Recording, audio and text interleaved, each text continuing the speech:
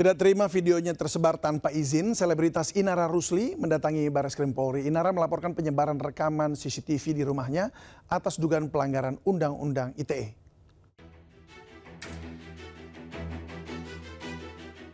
Selebritas Inara Rusli melaporkan penyebar rekaman CCTV adegan syurnya bersama Insanul Fahmi ke Barreskrim Mabes Polri. Dirinya tak terima, rekaman itu dijadikan barang bukti untuk melaporkan dugaan perselingkuhan dan perzinaan.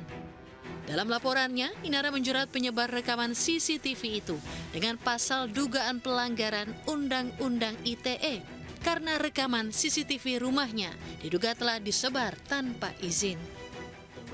Laporan itu pun dibenarkan Kasubdit 1 Siber Barreskrim Polri, Kombes Pol Rizky Agung Prakoso lewat pesan singkat. Ini mau menyampaikan permintaan maaf atas kegaduhan yang terjadi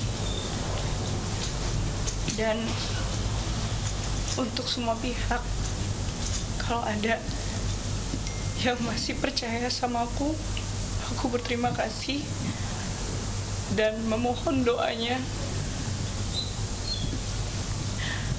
Cukuplah Allah yang jadi sebaik-baik saksi bagi amalan kita. Seperti diketahui, istri Insanul Fahmi, Wardati Namawa, telah melaporkan Inara ke Barreskrim Polri dan menjadikan video rekaman CCTV di rumah Inara sebagai bukti dugaan perselingkuhan dan perzinaan. Dari Jakarta, Tim Liputan iNews melaporkan.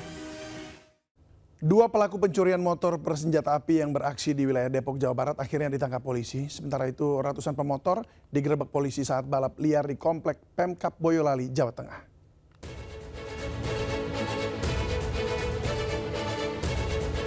Dalam rekaman CCTV, dua pelaku sindikat pencurian kendaraan bermotor beraksi di kawasan Depok. Pelaku diketahui korbannya, namun para pelaku lolos karena menodongkan senjata api yang dibawa. Keduanya diringkus polisi di lokasi persembunyiannya di wilayah Banjaran, Pucung, Tapos, Depok. Polisi mengamankan sebuah senjata api rakitan jenis revolver beserta 3 peluru yang didapat dari daerah Lampung. Kedua pelaku harus berjalan loncat pocong karena petugas memborgol kedua bagian kaki agar tak mudah melarikan diri. Atas perbuatannya, para tersangka terancam hukuman 20 tahun penjara. Dari Jakarta, Helmi Sajangbati, iNews melaporkan.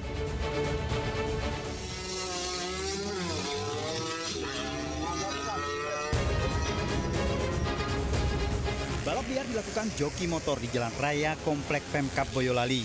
Peserta balap liar sebagian besar anak berstatus pelajar. Balap liar ini dilakukan sore hari. Ratusan joki balap liar sontak kocar-kacir saat polisi menutup seluruh akses jalan untuk menyekat pergerakan di komplek perkantoran terpadu. Sejumlah remaja yang terjaring razia pasrah saat diamankan polisi, bahkan belasan motor tanpa kelengkapan surat disembunyikan di semak-semak area ladang ditemukan polisi. Peserta balap liar diwajibkan mendorong kendaraan menuju titik pengumpulan untuk proses penilangan dan pengamanan. Penggerebekan ini sebagai bentuk tindak lanjut keluhan masyarakat dengan adanya aksi balap liar, meresahkan dan membahayakan pengguna jalan lainnya. Patroli rutin akan ditingkatkan untuk mencegah balap liar kembali terjadi di kawasan ini. Dari Boyolali, Jawa Tengah, Toto Rahmanto, iNews melaporkan.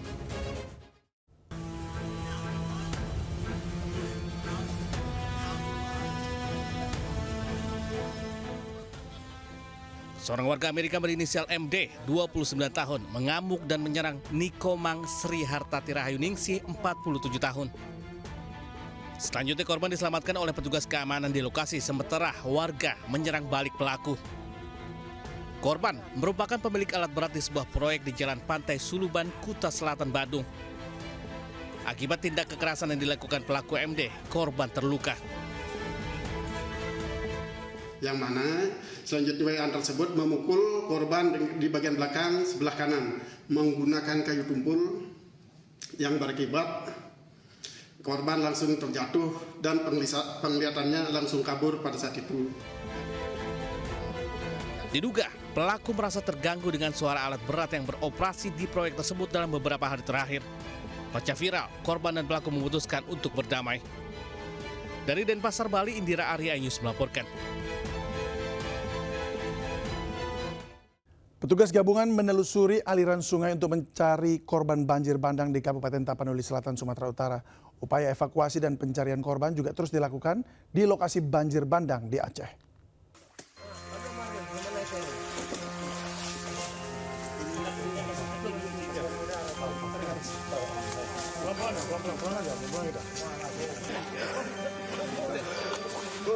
Petugas gabungan terus melakukan pencarian korban banjir bandang yang menerjang Kecamatan Batang Toru, Kabupaten Tapanuli Selatan, Sumatera Utara. Tidak hanya di lokasi bencana, petugas memperluas lokasi pencarian hingga ke aliran sungai dan menemukan jenazah korban di areal perkebunan sawit yang berjarak 7 km dari lokasi banjir bandang. Hingga Minggu siang, Puskesmas Batang Toru telah menerima 40 jenazah korban dan merawat 186 korban luka ringan dan luka serius. Saat ini petugas di lapangan masih terus berusaha membuka akses jalan yang tertutup bongkahan kayu dan lumpur agar mempercepat proses pencarian korban yang masih dinyatakan hilang. Dari Tapanuli Selatan, Sumatera Utara, Indra Mulia Siagian, iNews melaporkan. Yang ke-8 insya Allah.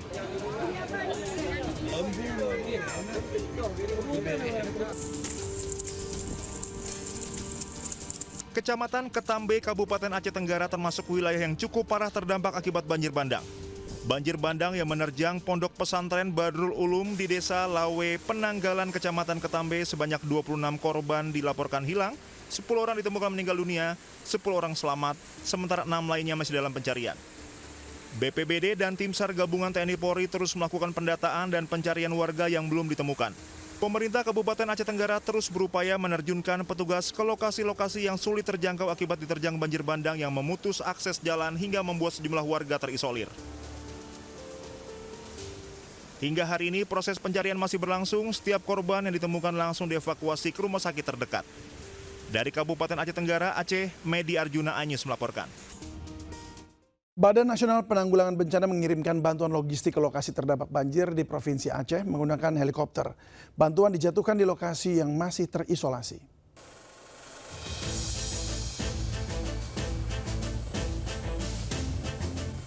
Badan Nasional Penanggulangan Bencana mengirimkan bantuan dengan menerjunkan helikopter melalui Bandara Kuala Namu, Medan, Sumatera Utara. Pengiriman bantuan logistik ini dilakukan sebanyak 3 kali di wilayah Kabupaten Aceh Tamiang, Bener Meriah, dan Aceh Tengah. Total bantuan mencapai 27 ton. Proses pengiriman dari jalur udara ini dilakukan untuk percepatan distribusi ke daerah-daerah yang sulit dijangkau. Sementara Kepolisian Negara Republik Indonesia kembali mempercepat penanganan bencana di Sumatera Utara dengan melaksanakan distribusi bantuan logistik melalui metode iDrop menggunakan helikopter. Polri mengerahkan kekuatan udara dan logistik untuk membantu wilayah terdampak di Aceh, Sumatera Utara, dan Sumatera Barat. Fasilitas udara disiapkan maksimal untuk memastikan percepatan distribusi ke daerah-daerah yang sulit dijangkau. Pendistribusian bantuan akan terus berlangsung baik melalui udara maupun jalur alternatif lainnya hingga seluruh wilayah terdampak mendapatkan bantuan secara merata.